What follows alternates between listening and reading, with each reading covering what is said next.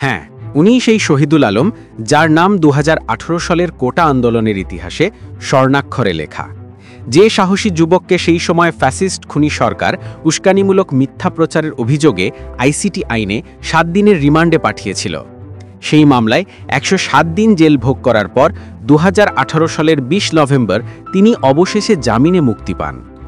আজ সেই শহীদুল আলম আবারও দাঁড়িয়ে আছেন সত্যের পক্ষে, ন্যায়ের পক্ষে। আজ তিনি শুধুমাত্র একজন সাংবাদিক নন, তিনি সুমুদ ফ্লোটির পুরো বাংলাদেশের মানুষের কণ্ঠস্বর হয়ে উঠেছেন।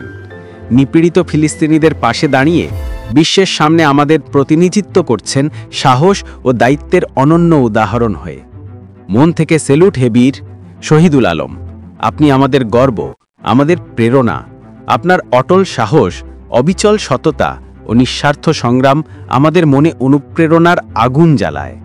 আপনি শুধু একজন মানুষ নন, আপনি আমাদের সময়ের এক জীবন্ত প্রতীক, একটা দৃঢ়প্রাণ উদাহরণ যে সত্যের পক্ষে দাঁড়ানো কখনো হার মানে না।